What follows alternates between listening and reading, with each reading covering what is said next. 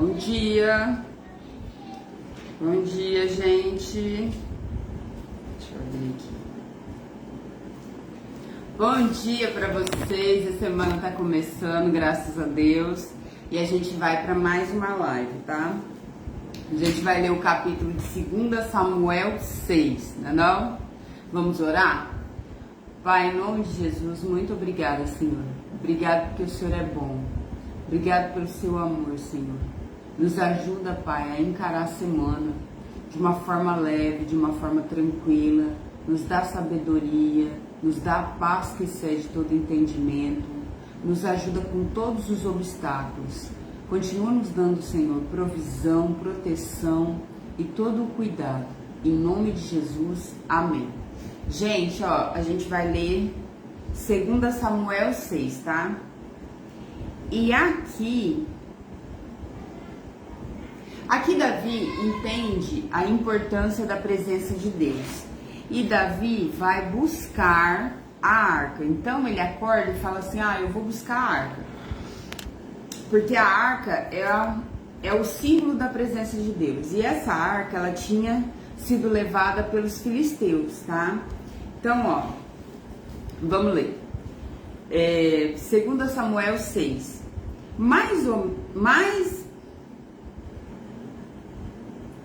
Mais uma vez, Davi reuniu os melhores soldados de Israel, num total de 30.000 homens. Lembra, Davi quando foge tem 400, de repente ele tem 600, agora que ele é honrado ele tem 30.000. Mais uma vez Davi reuniu os melhores soldados de Israel, toda Israel, né? Num total de 30.000 homens, levou-os à cidade de Baalá, em Judá, para pegarem a arca da aliança, que tem o nome do Senhor Todo-Poderoso, que se assenta no seu trono entre os querubins. A arca tinha uma tampa que tinha 2 querubins com as asas assim, ó. Os 2 querubins ficavam com as 2 asas para frente, e o Senhor repousava sob aquelas asas, bem no meio, tá? E eram 2 querubins de ouro. Colocaram a arca num carro de bois novos e tiraram da casa de Abinadab, que ficava no monte. Uzai e Aiô, filhos de Abinadab, guiavam o carro. Davi, ele não se preocupa muito com a lei, porque a lei dizia o contrário. A lei não dizia que a arca deveria ser carregada daquela forma. Aquela forma de carregar em carros de boi, né, como se você colocasse uma caixa em cima de uma carroça, essa maneira foi a maneira que os filisteus usaram para entregar a arca de volta. Quando eles levaram embora a arca, eles começaram a colocar essa arca na cidade dos filisteus, né? 5 governadores, 5 cidades principais. E eles começaram a carregar essa arca para todo lado. Por quê? Porque a cidade que eles colocavam dava praga. Então a arca estava ali junto com o rei, o deus deles, né? Eles colocavam no templo dos deuses deles, dava praga. O ídolo caía. Aí eles mandavam para outra cidade, dava outra praga. Então começou a dar ruim para eles. Eles perceberam que era a arca, que era a presença do Senhor que estava dando ruim. Eles ficaram por mais ou menos 7 meses com essa arca. Eles mandaram devolver. Quando eles mandam devolver, eles falam assim, para esse Deus não castigar a gente, vamos fazer, eu não lembro se foi bichinhos de ouro, né? Seriam amuletos de ouro, e vamos devolver junto com um carro de boi. Então eles põem a arca num carro de boi, põem os amuletos ali, né, de ouro, e devolve, manda esse boi andar. Para onde esse boi andar é onde vai entregar. E esse boi vai para Bet-Semes, tá? Que é uma cidade deles. E aí ele acaba ficando na parentela, né, do Abinadab, que é um levita, tá? Por que levita? Agora a gente vai entender. Quem podia carregar a arca, quem não podia, como ela tinha que ter sido carregada, tá? Vamos lá. Ó, como a arca deveria ser carregada. Em Êxodo 25, 13, fala assim: façam Êxodo 25, 11, vamos começar do 11. Revistam de ouro puro essa caixa, ou seja, a arca, por dentro e por fora, e toda a volta coloque um remate de ouro, ou seja, um remate, uma argola para poder enfiar cabos, tá? Então, ó, remate de ouro. Façam também 4 argolas de ouro e ponham nos 4 pés, ou seja, as argolas ficavam nos pés, porque passaria cabos por dentro para ser carregada nos ombros.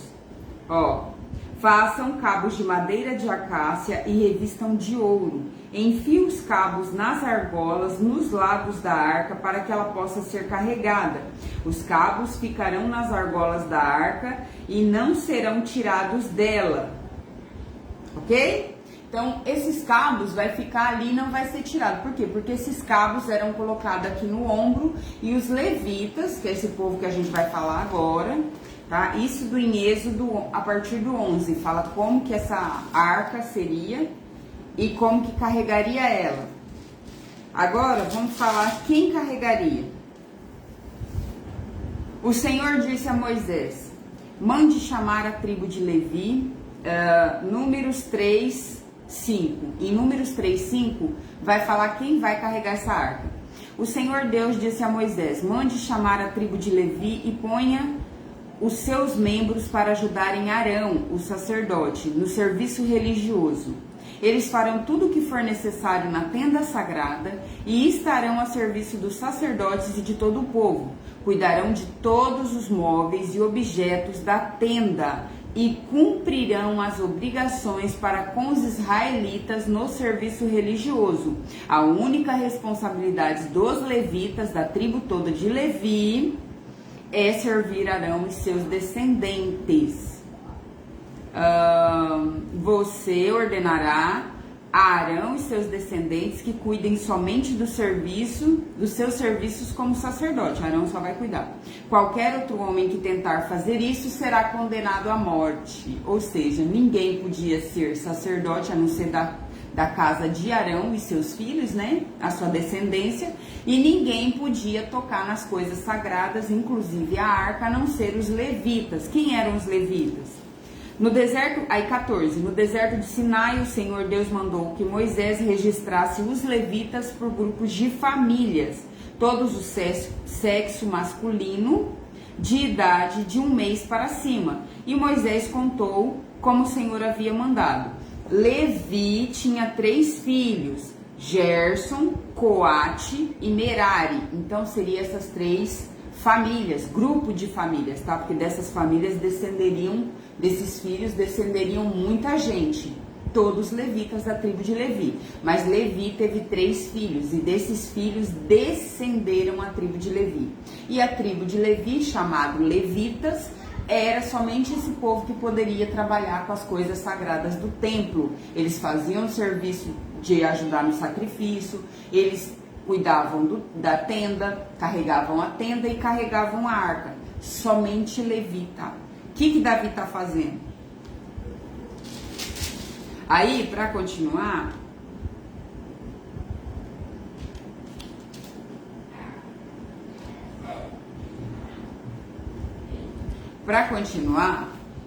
nós vamos ver que Davi pega e carrega de maneira errada. Ele carrega como os filisteus a arca. Ele põe num carro de boi novo. Olha lá, ó. Colocaram a arca num carro de bois, como que Deus tinha mandado fazer? Daquela forma, levita carregando nos ombros, passando, né, aquele cabo de madeira nas argolas e carregando nos ombros e sendo levita, da tribo de Levi, a tribo de Coate, a tribo de Merari e a tribo de Gerson, tá? Essas tribos, esses grupos de família que poderiam fazer esse serviço, apenas desses grupos. Abinadab é um levita, ficou lá na casa dele, porém, o Davi quer tirar da forma errada. Então, ó, quem que vai junto? Uzá é um filho e Aiô, filhos de Abinadab, guiavam o carro. Por quê? Porque são levitas, são filhos de levitas. Carregavam a arca, né? O carro que carregava a arca. Então vamos lá. Davi e todos os israelitas dançavam, então todo o povo está dançando, cantando, achando que é firula, né? Fazendo gracinha. Literalmente achando que está adorando a Deus, mas não está adorando a Deus da forma como ele quer ser adorado. Davi e todos os israelitas dançavam e cantavam com todas as suas forças em louvor a Deus, o Senhor. Eles tocavam harpas, liras, tambores, castanholas e pratos. Quando chegaram ao campo de descascar cereais, que pertencia a Nacon, ou Eira, tá? Que era campos de descansar, de virar o cereal. Os bois tropeçaram, então os bois tropeçam, dá aquele empurrão e a arca vai cair no chão. Então Uzá, que é um dos levitas, estendeu a mão e segurou a arca. Para quê? Para que a arca não caísse. Como é que chama? É um repente, ele foi pegar para que não caísse no chão. De repente ele foi fazer, sem nenhuma intenção má, sem nenhuma intenção de mal, né? Então Uzá estendeu a mão, segurou a arca da aliança. O Senhor Deus ficou irado com Uzá, por sua falta de respeito, sabendo ele, sendo levita, que não devia se tocar na arca, que não devia carregar a arca daquela forma. Ninguém orientou Davi?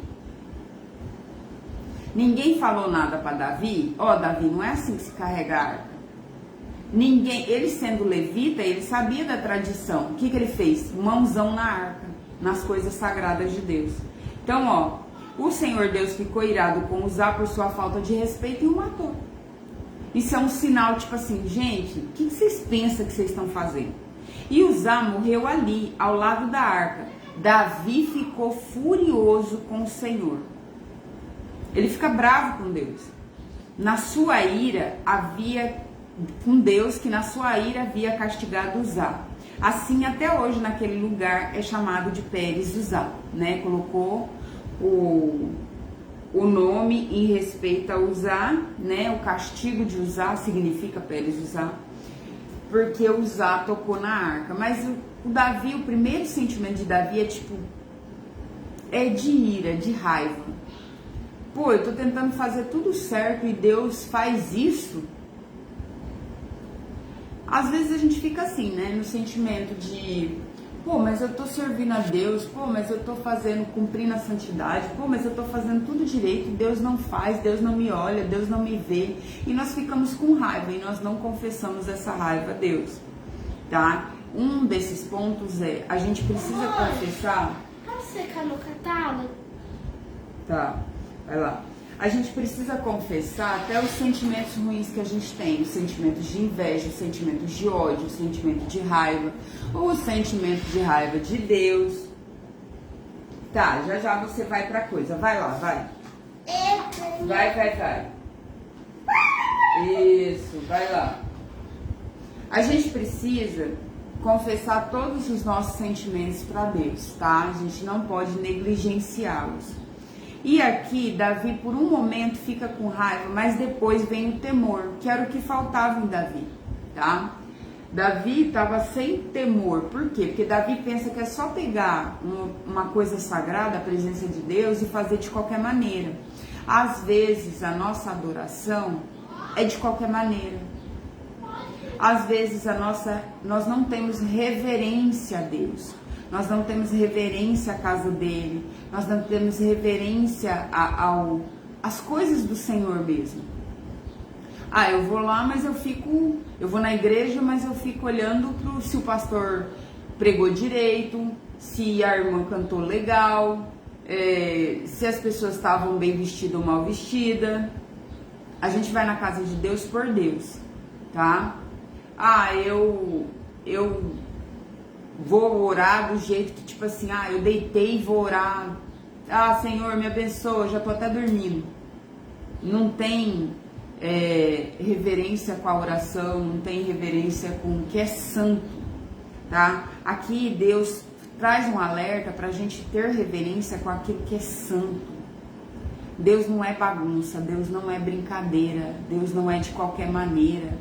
Não dá para mim louvar o Senhor, achar que eu sou cristão e pecar deliberadamente. e sentar à roda dos escarnecedores e prostituir meu culto, né? Eu dou meu culto para Deus e dou meu culto para o diabo, outros deuses. Não dá para fazer as coisas de qualquer maneira, tá? Então, ó, Davi ficou furioso porque o Senhor, ele se entristece, né? Tipo assim, eu tô tentando levar a presença de Deus e olha o que Deus faz. Mas aí ele volta atrás. Então Davi ficou com medo de Deus. Esse medo de Deus tá medo aqui, mas na verdade é temor. Ele realmente entende que, não posso brincar com as coisas do Senhor. Davi temeu a Deus, o Senhor, e disse: e agora, como que eu poderei levar a Arca da Aliança? Ele fica pensando, tipo, agora deu ruim. Assim Davi resolveu levar a arca. Assim Davi resolveu não levar a arca para a sua cidade de Jerusalém. Ele fala, não vou levar mais, né? Depois que dá. Imagina uma festa, todo mundo comemorando, de repente tem uma morte. Todo mundo vai chorar a morte de um levita, de um cara que simplesmente tocou na arca. O cara só tocou, já fulminou. Aí, ó. Assim Davi resolveu não levar a arca para a cidade de Jerusalém. Em vez disso, ele mudou de direção e levou a arca para a casa de Obed-edom. Obed-edom é o levita, tá? Que era da cidade de Gate.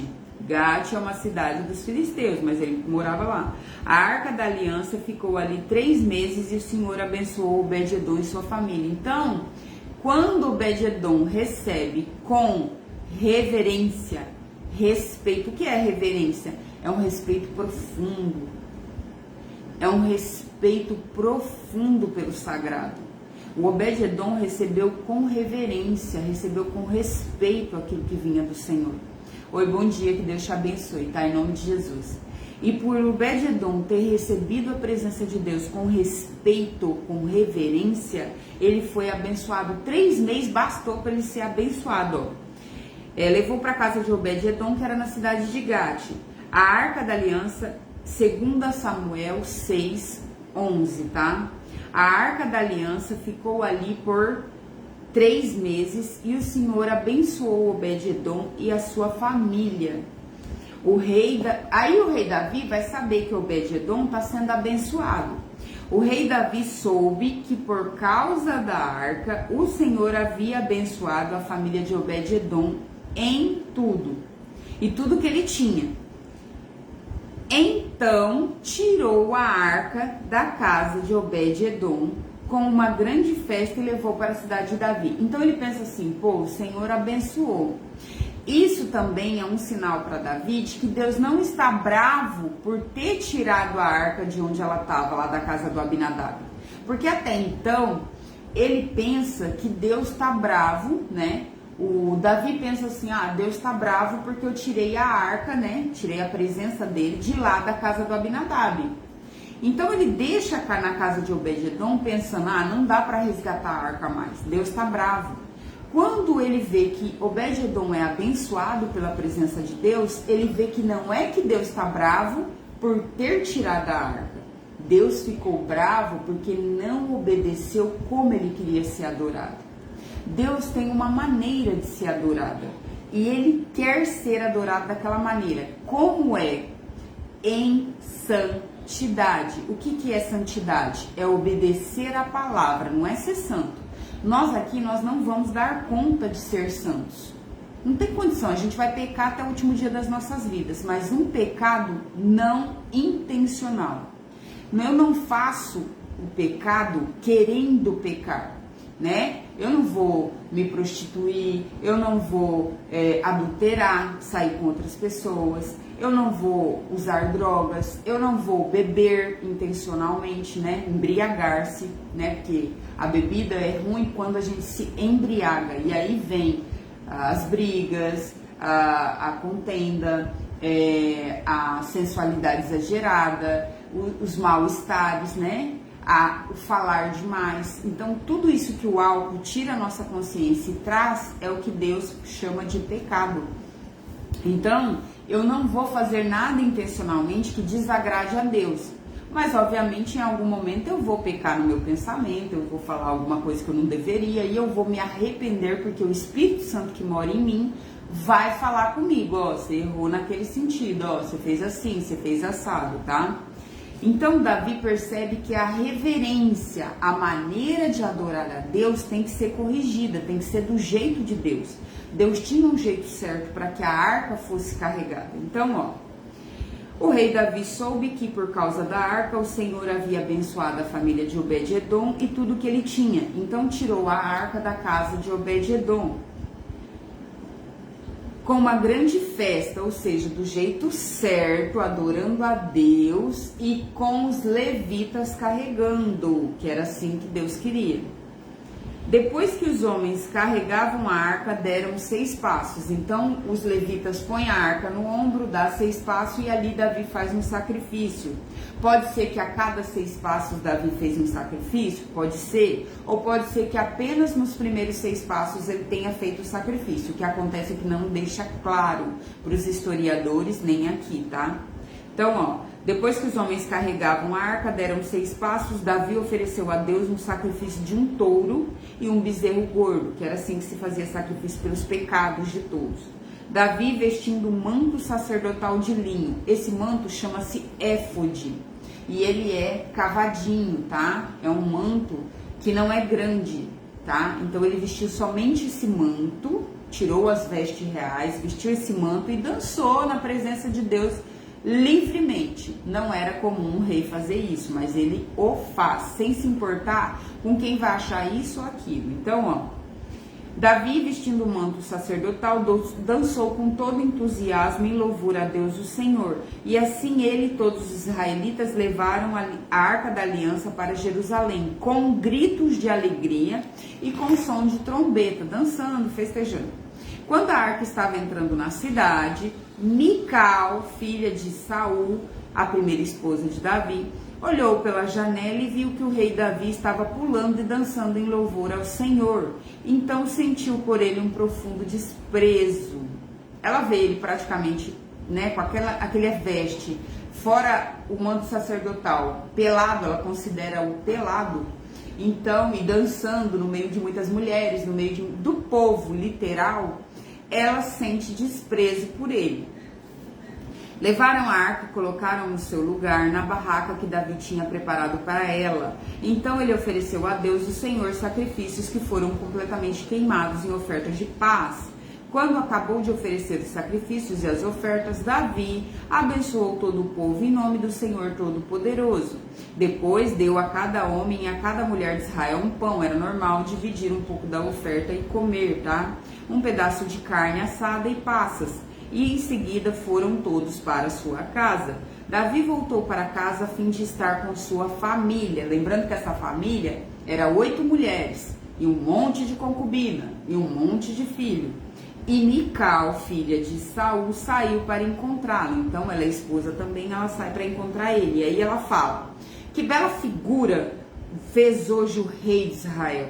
Parecia um sem vergonha, mostrando o corpo para as empregadas de seu funcionário, as escravas que estavam ali ao redor. Lembrando que Davi olhava para uma mulher e papava ela, literalmente, tá? Esse é o português claro, Davi tinha problema com isso. Então, quando Mical olha, ela não está falando só do fato de Davi ter dançado para Deus, ela está desprezando ele com o comportamento também dele. E a gente vai falar sobre isso. Davi respondeu: eu estava dançando em louvor ao Senhor. Aqui no caso, ele realmente estava fazendo isso. Mas o seu passado te condena, né? Tem esse porém também. Eu estava dançando em louvor ao Senhor, que preferiu me escolher. Aí ele taca na cara dela. Preferiu me escolher ao invés do seu pai e os descendentes dele, ou seja, todo mundo. E me fez líder de Israel, seu povo. Pois eu continuarei a dançar em louvor ao Senhor e me humilharei ainda mais diante dele. Ou seja, se você achou que eu estava com essas vestes, ele colocou a veste sacerdotal apenas para adorar o Senhor, tá? E ele se desfez, ele se despiu, ele se humilhou diante de Deus. Então o povo estava vendo ele, não era comum ver um rei sem as vestes reais, com todo aquele protocolo, mas ele estava humilhado diante de Deus, ele não estava nem aí porque o povo pensava. A intenção dele foi essa, mas nós vamos falar dela, tá? Então, eu continuarei a dançar com louvor ao Senhor, me humilharei ainda mais diante dele. Você pode pensar que eu não sou nada, né, me desprezando, mas aquelas moças de quem você falou vão me dar muito valor. Meio complexo. Algumas traduções falam assim, mas aquele povo me dará valor, né? Como se fosse aquele povo. E a filha, e a Mical, filha de Saul, aqui atribui ela como filha de Saul e não esposa de Davi. Por quê?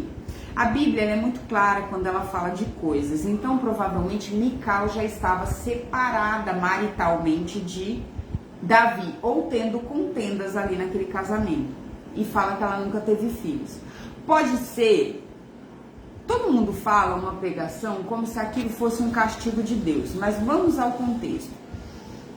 Mical foi uma mulher abandonada e desprezada. Mical amou muito, mas não recebeu de volta.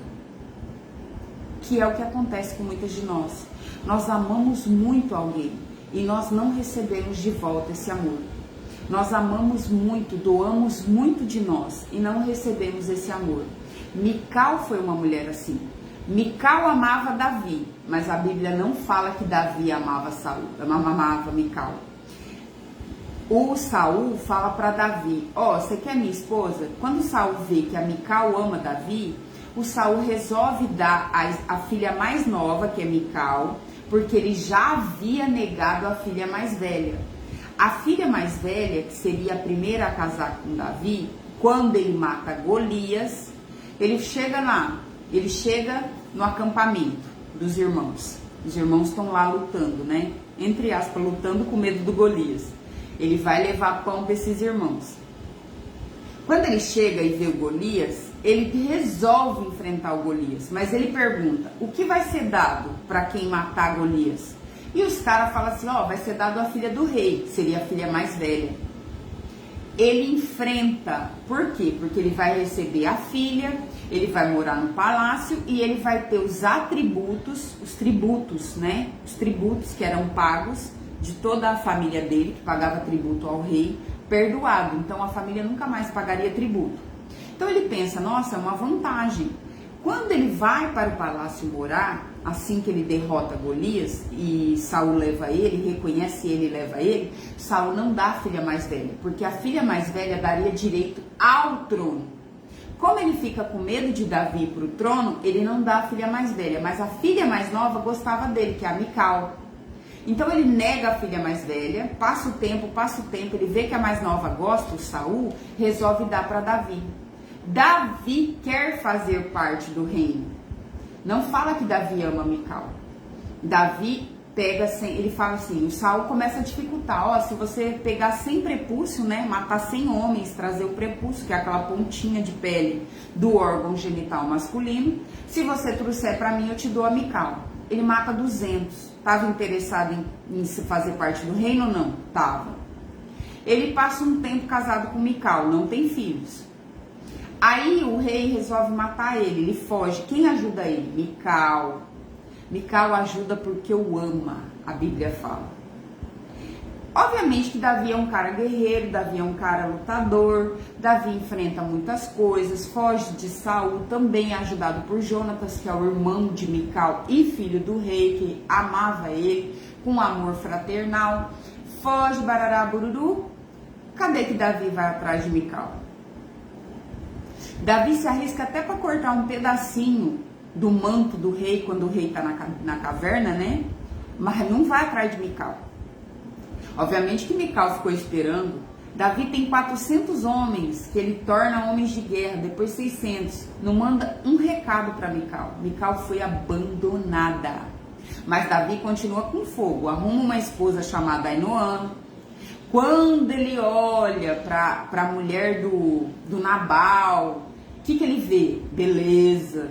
A primeira coisa quando a mulher vai chegar e fala, olha, o Nabal nega, né, a comida para ele vai para matar Nabal, a mulher não, pega todas as coisas, leva e põe na presença dele e fala, perdoa meu marido, mas ele olha para a beleza da mulher, ele já tem um desvio, ele já tem um defeito, ele já tem um probleminha com sexo, e ele olha para a beleza da mulher, ele já cobiça a mulher de Nabal, ele já cobiça. Então o problema está com Davi, e esse problema de Mical não é porque Mical é má, é porque Davi a desprezou, Davi a abandonou. Ela já tinha problemas conjugais com Davi. Então quando ela vê Davi, ela já é amarga por causa do abandono. Aí beleza, o Davi abandona ela. O pai dela dá ela para um cara chamado Paltiel. O Paltiel ama ela. Ela tem a chance de um recomeço, ela tem a chance de fazer uma nova família. O Davi, quando resolve tomar todo o reino, por questões políticas, resolve tirar ela da família dela que ela construiu. O Paltiel vai o caminho todo chorando por ela.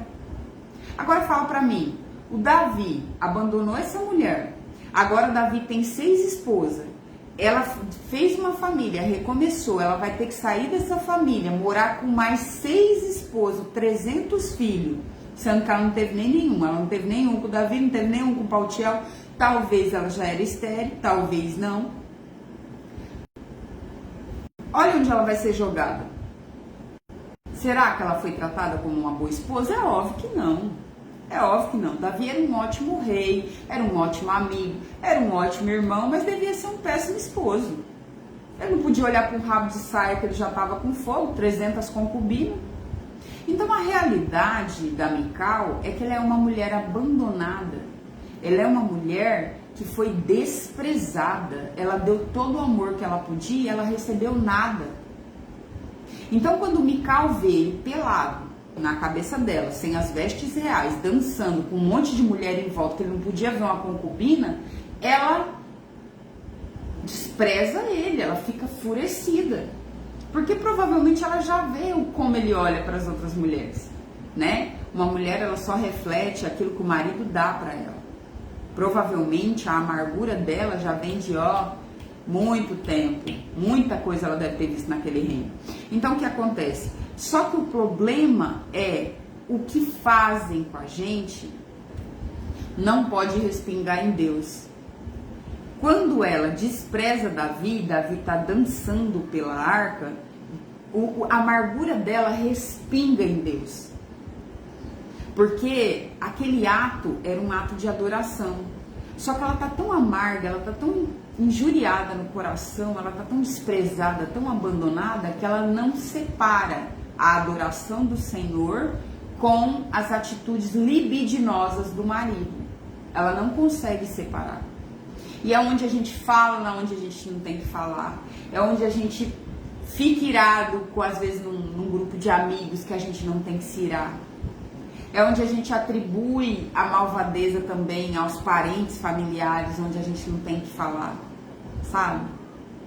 Que essa amargura do coração, quando a gente dá amor e a gente não é retribuído, a gente sofre abandono, sofre rejeição, sofre humilhação, que ela não nos deixe de fato amargurados. Que ela não possa refletir em Deus, porque às vezes o marido trai, você fica com, às vezes você é cristã, seu marido te trai, você fica com raiva de Deus. É uma atitude exclusivamente da pessoa, do caráter ou da falta de caráter da pessoa, não tem a ver com Deus. Quando a gente escolhe, e no caso aqui, Mical escolheu porque amava, né? Mas o pai resolveu dar, talvez a gente não sabe, talvez ela ficou contente, né? Óbvio, ela amava o Davi, a gente não sabe se ela quis ou se o pai a deu, né? Mas quando ela tem a chance de recomeço com o Paltiel, Davi a arranca daquela família. Foi cruel o que fizeram com ela, ela tinha recomeçado, por que foi lá pegar ela? Entende? Davi foi um homem mau nesse sentido, um péssimo esposo. Abandonou, joga fora, depois por politicagem, pega de volta. Entendeu? Mas que nós não possamos pegar essa amargura e jogar em Deus. Porque às vezes você é cristã e o seu marido te trai e você fica com raiva de Deus. Ah, porque Deus permitiu. Não, Deus não permitiu. Deus não permitiu que Davi agisse dessa maneira. Era falha de caráter de Davi. Davi tinha problema com sexo. Davi era sem vergonha. Pro lado de mulher, Davi era terrível. Então o problema está no caráter de Davi, no desvio de caráter dele, e não na permissão de Deus. E o problema aqui vai ser que ela respinga no Senhor. que nós não possamos respingar as nossas amarguras em Deus. Porque Deus é soberano sobre tudo, mas Deus também deu livre-arbítrio para os nossos cônjuges, para os nossos maridos e para que nós escolhamos essas pessoas que vão conviver com a gente. Afinal de contas, eles erram, mas nós erramos também em escolher mal. Então, que toda a amargura seja colocada nos pés do Senhor. Que toda tristeza seja colocada nos pés do Senhor. Também assumindo a nossa posição de erro ao escolher essas pessoas erradas. Também se humilhando para Deus, porque em nada Deus tem culpa do mau caratismo desses homens, assim como do Davi, tá? Deus abençoe vocês, um bom dia, tá? A gente acabou aqui e Deus não é culpado das nossas escolhas. Deus não é culpado de quem a gente escolheu para viver com a gente, das nossas escolhas, das nossas amizades, das escolhas que nós fazemos na vida, do trabalho, de nada. Deus não é culpado. Deus não é culpado de nenhuma tristeza ou angústia que existe no mundo. Nós sabemos que nós temos um adversário, o diabo, e também temos o livre-arbítrio de fazer escolhas. E talvez pelo diabo falar em nossas cabeças e armar fortalezas, ou seja, querer comandar os nossos pensamentos, nós escolhemos de maneiras erradas quem vai conviver conosco, seja na amizade, nos relacionamentos, no amor. E que nós possamos ter autorresponsabilidade de assumir os nossos erros perante Deus. E que nós possamos também ter reverência, porque a casa do Senhor, o Senhor não é brincadeira. Não dá para adorar a Deus no domingo e adorar o capeta na semana. Não dá para adorar a Deus e achar que Ele não vai ver os meus pecados intencionais. Não dá para adorar a Deus e achar que é bagunça, que a casa do Senhor é bagunça. Não é. As coisas do Senhor não é bagunça. Ele tem um jeito de ser adorado e Ele não abre mão da maneira certa de ser adorado, como Ele quer. Tá? Que Deus abençoe vocês. Ótima semana. Bom dia. Fique